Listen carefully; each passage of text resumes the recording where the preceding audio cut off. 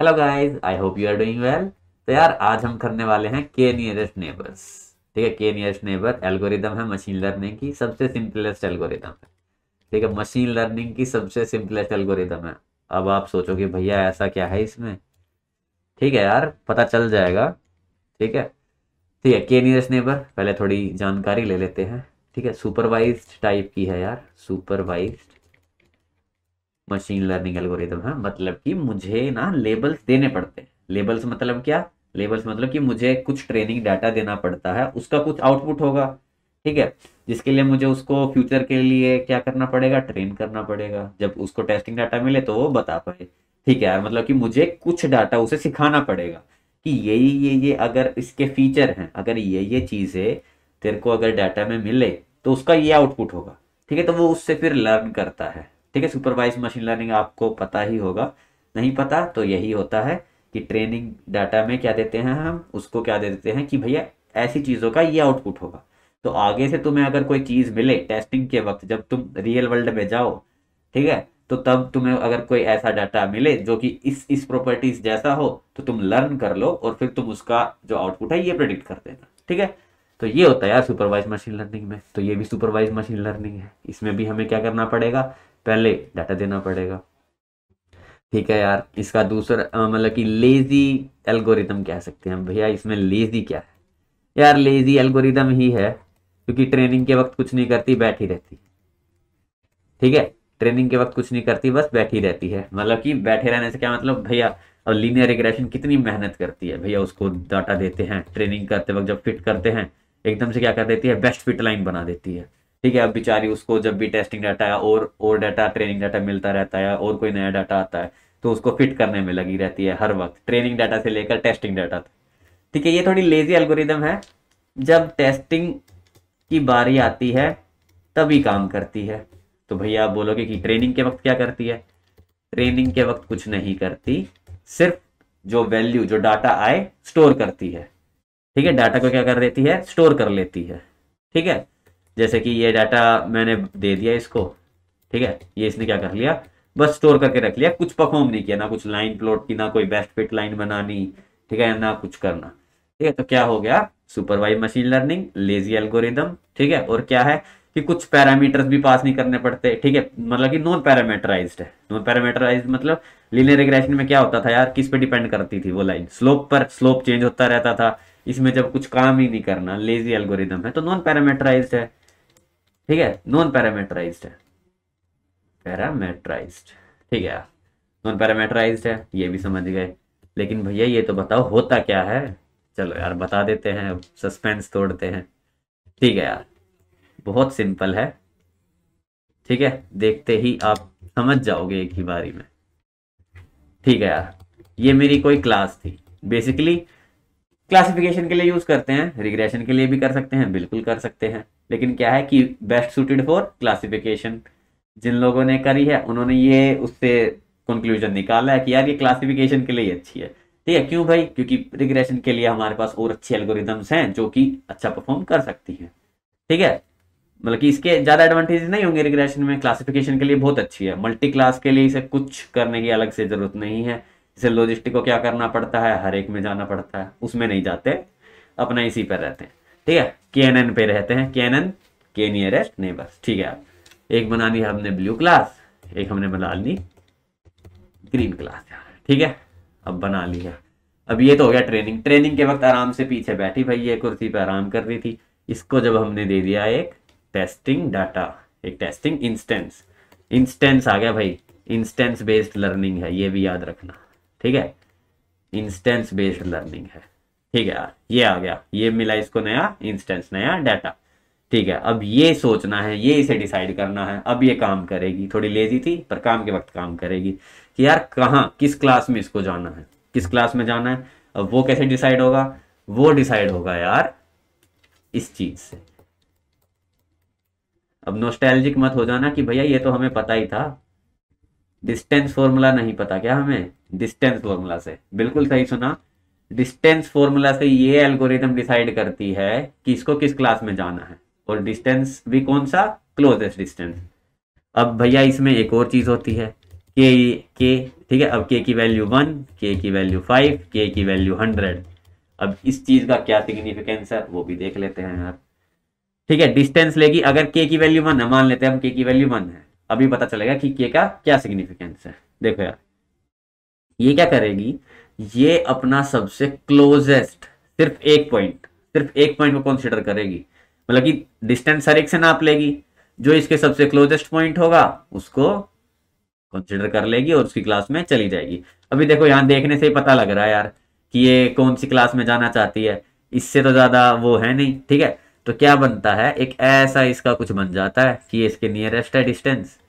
ठीक है यार, ठीक है, ये थोड़ा सर्कुलर बनता है। ठीक है, तो ये डिस्टेंस है, तो अब ये क्या हमें मिल गया कि ये क्या है, ब्लू क्लास का बंदा है भाई।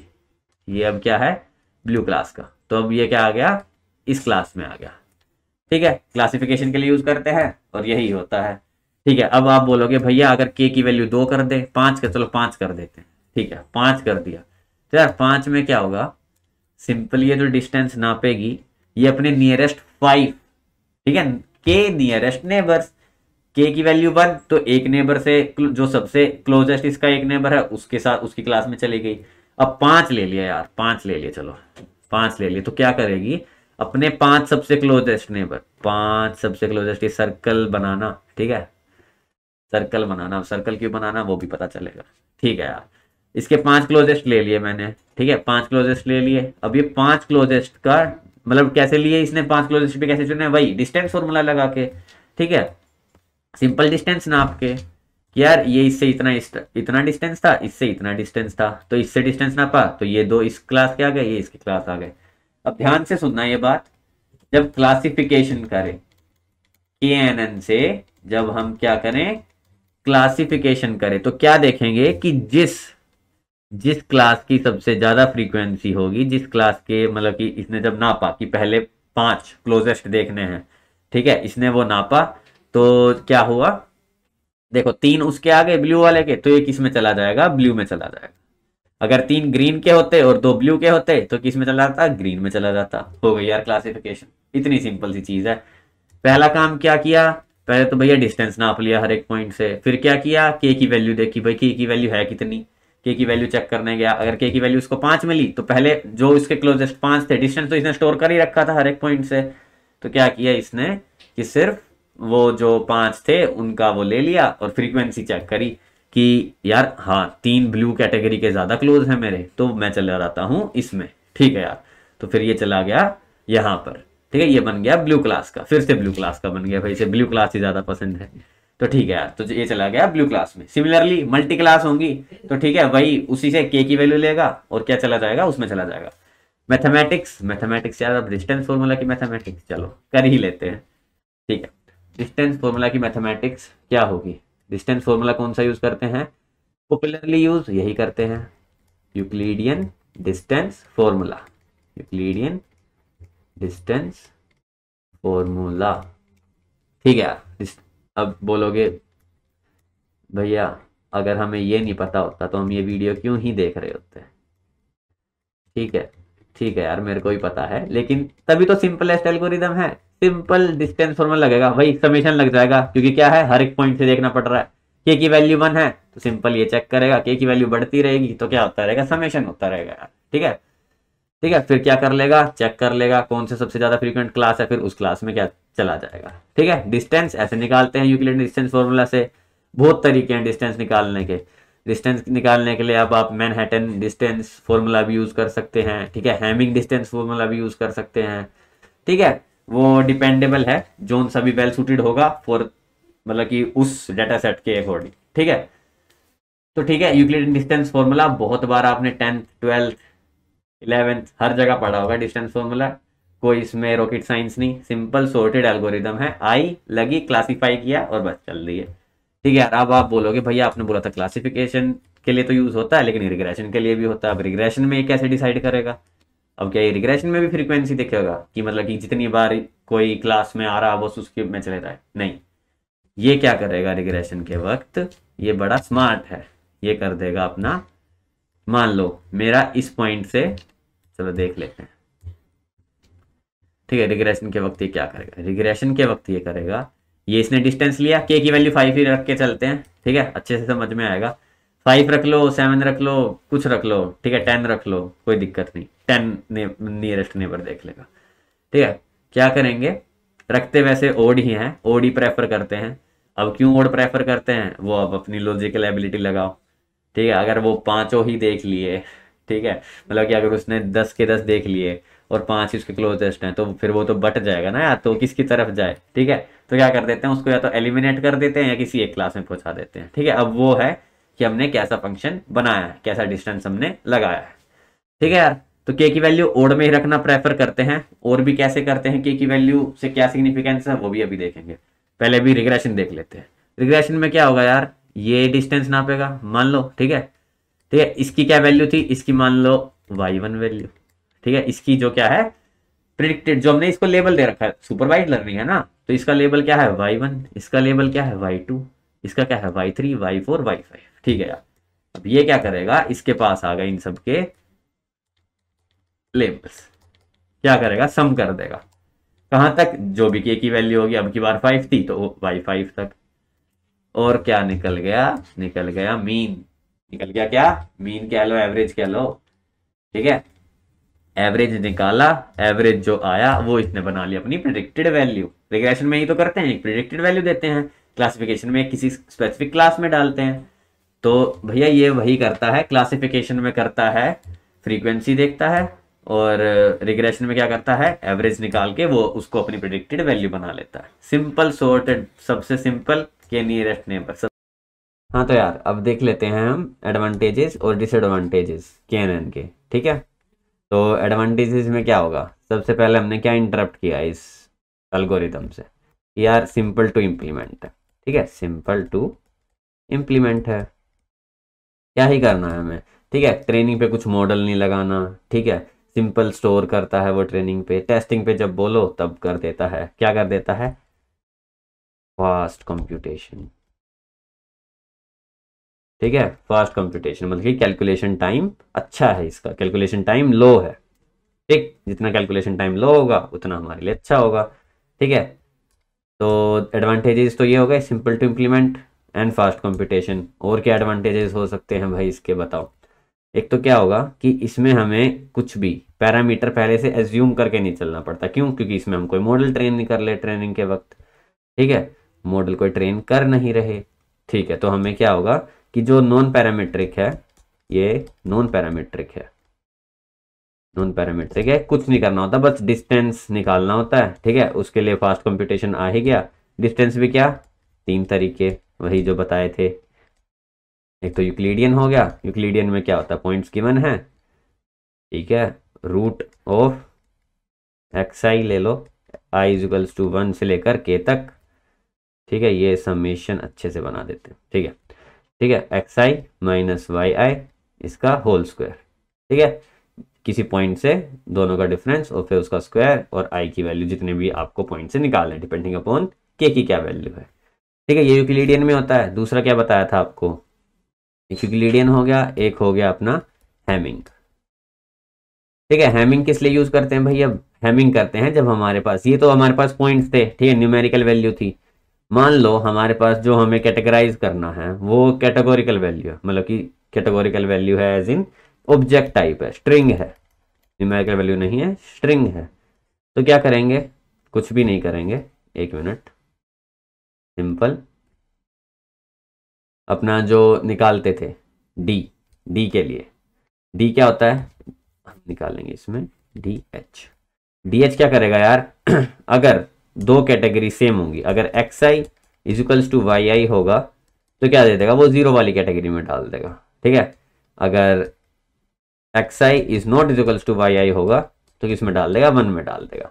हैमिंग डिस्टेंस वही है, दोनों का डिस्टेंस ही निकालेंगे। अब दोनों का डिस्टेंस से क्या मतलब है, अब भैया वो तो न्यूमेरिकल वैल्यू है नहीं, सिंपली यार इन दोनों का डिफरेंस करेंगे, सिंपल। अगर ये 0 हुआ, एक मिनट, अगर ये हुआ 0, समेशन i इजिकल्स टू 1 से लेकर k तक xi माइनस yi, ठीक है। अगर ये ऐसे हुआ और अगर ये दोनों सेम हुए जैसे कि इस केस में, तो आंसर तो 0 ही आना है, ठीक है। तो सिंपल सी बात है, अगर सबकी कैटेगरी सेम है तो वो 0 वाली कैटेगरी में डाल देगा, अगर ये दोनों सेम नहीं है तो यहाँ पर कुछ वैल्यू आएगी, और नॉट इक्वल्स टू है तो किस में डाल देगा, 1 वाली कैटेगरी में डाल देगा। तो ये होता है यार हैमिंग डिस्टेंस में, ठीक है। और क्या था, और हमने बोला था कि हम देखेंगे मैनहट्टन डिस्टेंस, ठीक है, मैनहट्टन डिस्टेंस, ठीक है यार। मैनहट्टन डिस्टेंस में कुछ नहीं होता, उसमें भी क्या लेते हैं, एब्सोल्यूट लेते हैं। किसका एब्सोल्यूट लेते हैं भैया, वो अभी बता देते हैं। एब्सोल्यूट लेते हैं रियल वेक्टर्स का, पॉइंट है, ठीक है, उस पॉइंट का कोई वेक्टर होगा, तो रियल वेक्टर्स जो होते हैं उनका absolute, simply xi minus yi, और उसका एब्सोल्यूट ले लेंगे, मैनहट्टन डिस्टेंस निकाल लेंगे।